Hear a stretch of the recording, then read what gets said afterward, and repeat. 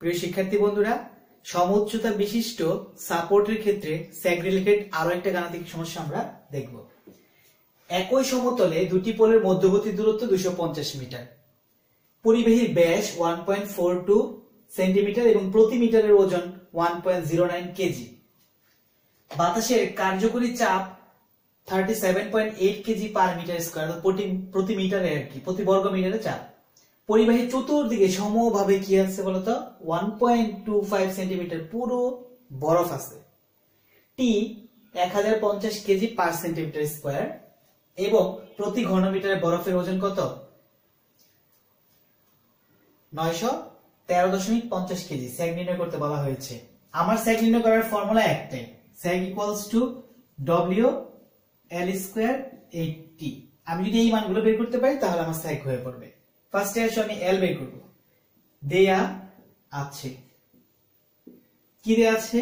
এল এর মান দেওয়া আছে কত? 250 মিটার। টি এর মান বের করব। টি সমান কত বলো? 1050 কেজি পার সেন্টিমিটার স্কয়ার। আচ্ছা, প্রতি বর্গ সেন্টিমিটার এত। তাহলে এখানে কি ক্ষেত্রফল কোথাও দেওয়া আছে? নাই, এখানে কিন্তু কোথাও ক্ষেত্রফল দেওয়া নাই। তবে পরিবাহীর ব্যাস দেয়া আছে, এখান থেকে আমাকে ক্ষেত্রফল বের করে নিতে হবে। আমি যদি এই টি বের করতে চাই, এই সেন্টিমিটার দিয়ে কি করতে হবে? গুণ করতে হবে। আর সেন্টিমিটার স্কয়ার দিয়ে গুণ করতে হবে, মানে হচ্ছে ক্ষেত্রফল দ্বারা গুণ করতে হবে। তাহলে এখন আমার কাজ হচ্ছে আমি এই ব্যাস দিয়ে আমি কি করব? টোটাল ক্ষেত্রফলটা বের করে নিব। অতঃপর আমি ডব্লিউ এর মান বের করব। ক্ষেত্রফলের সূত্র আমরা কি জানি? এ সমান পাই বি স্কয়ার বাই 4। পাই তো রইল, ডি এর মান, ডি মানে কি বলতো? পরিবাহীর ব্যাস, ব্যাস দেওয়া আছে কত? 1.42 হোল স্কয়ার বাই কত? 4, 1.584 সেন্টিমিটার স্কয়ার। এটা হচ্ছে কার মান? এর মান, ক্ষেত্রফলের মান। তাহলে আমার যে টি ছিল 1050 কেজি পার সেন্টিমিটার স্কয়ার, তাহলে 1050 গুণ কত হবে? 1.584, একক হবে কত? কেজি। 1663.2 কেজি। আমি কি বের করলাম? টি এর মান আমার বের করা শেষ, এল এর মান আমার বের করা শেষ। এবার বের করতে হবে কি? ডব্লিউ। তো শিক্ষার্থীরা, এখানে মূলত যে ওজন দেওয়া আছে, এখানে ওজন কার কার হয় বলতো? আমি এখানে কতগুলো জিনিস দেখতে পাচ্ছি। একটা হচ্ছে বরফ জমা আছে, তার মানে বরফের ওজন। তারপর হচ্ছে বাতাসের কার্যকরী চাপ, তারপর বাতাসের ওজন, এবং আরেকটা পরিবাহীর ওজন, তো নিজস্ব ওজন তো থাকবেই, তাই না? তাহলে দেখো এখানে লেখা আছে প্রতি মিটারে ওজন কত? 1.9 কেজি। এটা তো অলরেডি পরিবাহীর ওজন, তাই না? তাহলে ডব্লিউসি কি দেওয়া আছে? ডব্লিউসি দেওয়া আছে 1.09 কেজি পার মিটার। তো ডব্লিউসি দেওয়াই আছে অলরেডি, ডব্লিউসি নিয়ে আমার কোনো টেনশন নাই। আমার টেনশন হচ্ছে এই বরফ এবং এই বাতাস দুইজনের ওজন বের করাই হচ্ছে যত ঝামেলা। ওই দুইটার ওজন বের করে তারপর হচ্ছে এই কন্ডাক্টরের ওজন একত্রে আমরা যুক্ত করব। বাতাসের ওজন বের করতে আমরা কি ব্যবহার করেছিলাম? বহিস্থ অংশের চাপ, চাপ গুণ কি? বহিস্থ অংশের ক্ষেত্রফল। এটা কিন্তু আমার মূলত বাতাসের ওজন বের করার সূত্র।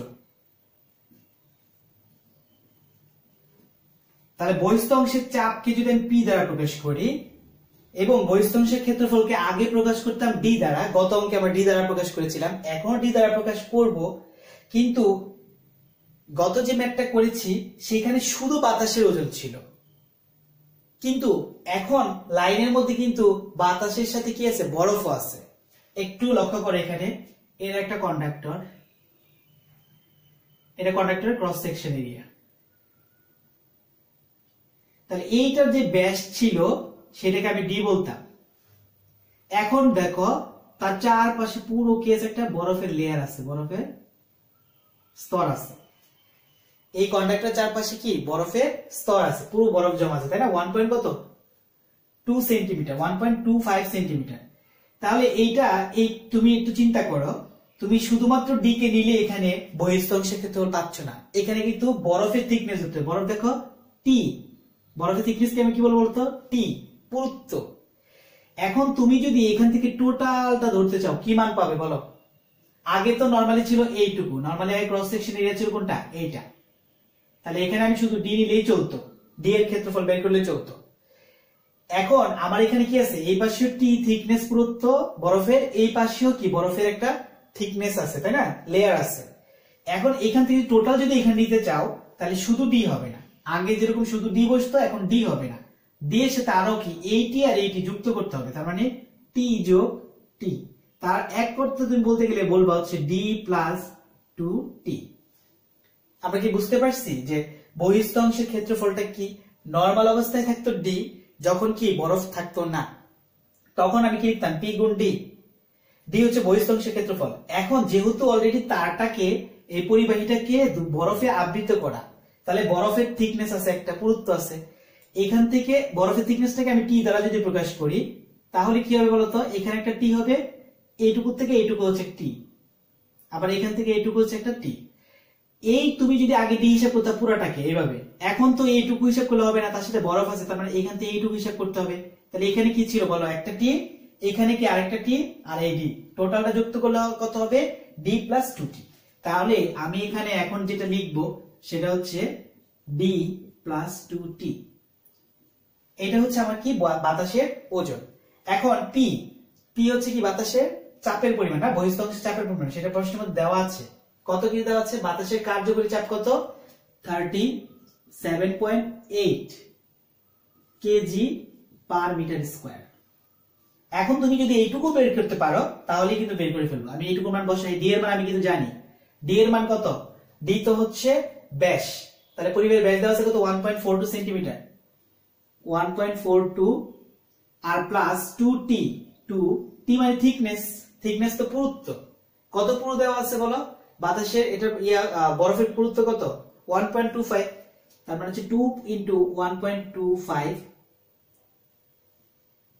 টোটাল যদি তুমি ক্যালকুলেশন করো, এইটুকু কিন্তু সেন্টিমিটার, এখন কিন্তু সেন্টিমিটার বের হচ্ছে।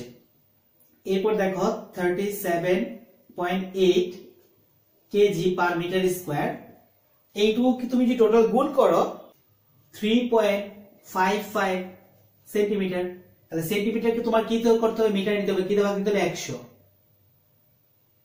100 মিটার। আবার এখানে কি আছে বলতো? এখানে হচ্ছে 1 মিটার দিয়ে তার ক্ষেত্রফল হিসেবে নিতে হবে। আমরা জানি কি বলো? ডি সমান কি জানতাম? ডি ইনটু কি? 1 মিটার। তাহলে এই ডি হচ্ছে এইটুকু, টোটালটা করলে ডি, আর এখানে 1 মিটার, আর এই ডি ছিল সেন্টিমিটার, সেটাকে মিটারে নেওয়ার জন্য মূলত আমি এই কাজটা করলাম।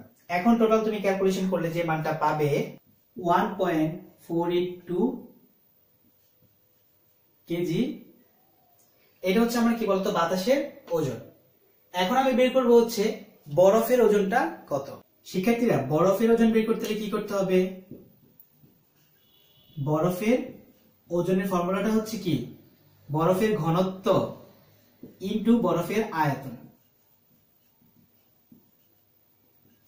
তাহলে ঘনত্ব তো প্রশ্নে দেয়া আছে, আর আয়তনের ফর্মুলাটা দেখো, আয়তনের ফর্মুলাটা হচ্ছে পাই টি ডি প্লাস টি। ঘনত্ব প্রশ্নে কত দেওয়া আছে একটু লক্ষ্য করো, 913 কেজি, অর্থাৎ প্রতি ঘন মিটারে বরফের ওজন কত? 913 কেজি। 913 কেজি পার ঘন মিটার। এখন আসো পায়ের মান। পাই তো আমরা জানি থিকনেস, পুরুত্ব। পুরুত্বটা কত দেওয়া আছে? 1.25 সেন্টিমিটার। আমি একটা সেকেন্ড ব্রেকেট দিলাম 1.25।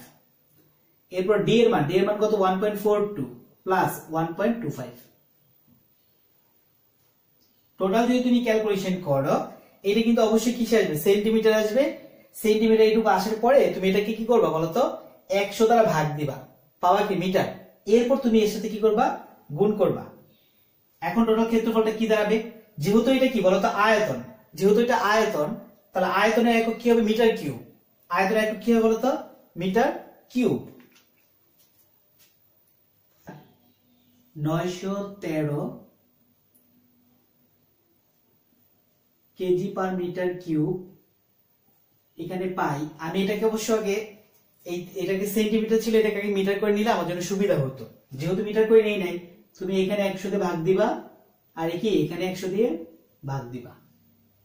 টোটাল এইটুকুকে 100 দ্বারা কি করবা, এই 1.25 কে 100 দ্বারা ভাগ, তারপর 1.42 প্লাস 1.25 যেটা যোগ করেছো তাকে 100 দিয়ে ভাগ দিবে, দিয়ে যেটা পাবে সেই টোটাল এই পায়ের সহ টোটাল গুণফলটা নিচে লিখবো। টোটাল টু গুণ করলে যে মানটা পাবো 1.046 ইন্টু 10 ইনভার্স 3। টোটাল যদি আমি গুণ করি 0.9572 কেজি। এই হচ্ছে আমার বরফের ওজন। এখন আমি কি করবো বলতো, মোট ওজন গুলো যুক্ত করবো একসাথে। টোটাল ডব্লিউ ইকুয়ালস টু কি হবে, root over W C plus W I whole square plus W W whole square. কন্ডাক্টরের ওজন এটা হচ্ছে কি আইসের ওজন, এবং এটা বাতাসের ওজন। এখন এই দুটা কেন একসাথে যোগ, এটা কেন ভিন্ন দিকে যোগ, এখানে একটু লক্ষ্য করো। এটা হচ্ছে ধরো একটা কন্ডাক্টর, এই কন্ডাক্টর যদি হয় তাহলে বাতাস যদি তাকে চাপ দেয় তাহলে কেমন হয় বলতো, বাতাসের ওজনটা কেমন হবে, বাতাস তাকে এইভাবে চাপ দিতে পারে অথবা তাকে এইভাবে চাপ দিতে পারে। বাতাস চাপটা কি হয় বলতো, এইভাবে অথবা এইভাবে হয়। এখন তুমি লক্ষ্য করো কন্ডাক্টরের ওয়েট ওজন কোন দিকে কাজ করে বলতো, নিচের দিকে, ডব্লিউসি নিচের দিকে কাজ করে। আবার তার মধ্যে এই কন্ডাক্টরের মধ্যে যদি কি করে বলতো বরফ জমে, তার ওজন কোন দিকে কাজ করবে, নিচের দিকে কাজ করবে। নিচের দিকে কাজ করে, বরফের ওজনটাও নিচের দিকে কাজ করে, এবং কি কন্ডাক্টরের ওজনটা, দুইটা ওজনই কি করবে, নিচের দিকে কাজ করবে। কিন্তু তুমি যদি বলো বাতাসের চাপ, সে কি করে বলতো আনুভূমিক ভাবে তার সাথে কি ক্রিয়া করে। তাহলে এটা যদি বলি ডব্লিউ ডব্লিউ আনুভূমিক ভাবে তার ক্রিয়া, আর হচ্ছে উলম্ব ভাবে ক্রিয়া করে কে, ডব্লিউ সি মানে ওয়েট অফ কন্ডাক্টর এবং ওয়েট অফ আইস। এটাকে যদি তুমি ভেক্টরের সাথে যোগ করো, ভেক্টরিক্যাল এডিশন, তাহলে তুমি যেটা পাবে সেটা হচ্ছে ডব্লিউ। এই ডব্লিউটাই মূলত আমি বের করতেছি। তাহলে এই ডব্লিউটা বের করলে কি করতে হবে বলতো, এই ডব্লিউটা বের করতে চাইলে আমার এইটার এবং এইটা যোগ করতে হবে, এবং এটা কি যোগ, ভেক্টর যোগ। তাহলে এইটা স্কয়ার, আমি বলতে পারি যে এটা স্কয়ার যোগ এটা স্কয়ার, দুইটা স্কয়ার করলেই মূলত ডব্লিউ পাবো।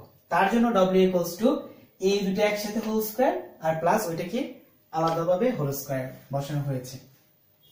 এখন মানগুলো আমরা বসাই। ডব্লিউসি এর মানটা কত, ডব্লিউসি এর মান হচ্ছে 1.09 হোল স্কয়ার প্লাস ডব্লিউআই এর মান কত 0.957 হোল স্কয়ার। ও সরি, একসাথে হোল স্কয়ার হওয়া দরকার ছিল এটা, তাই না, এটা একসাথে হোল স্কয়ার প্লাস, আর এই ডব্লিউ 1.482 হোল স্কয়ার ভিন্নভাবে হওয়া দরকার। টোটাল যদি তুমি ক্যালকুলেশন করো তার মানটা 28 কেজি। আবার টোটাল কি বের করলাম, ওয়েট অলরেডি বের করা শেষ। এখন আমি বের করব যেটা স্যাগের মান। টোটাল ওয়েটটা কত ছিল 2.582 কেজি। স্যাগ S equals to অথবা D equals to W L square 80। W এর মান কত 2.582 into L এর মান কত 250। A T এর মান, কার্যকরী টেনশনের মান কত ছিল 1663.2। টোটাল যদি আমি ক্যালকুলেশন করি 11.8747 মিটার। এই হচ্ছে আমার স্যাগের মান। তো শিক্ষার্থীরা ধন্যবাদ সবাইকে।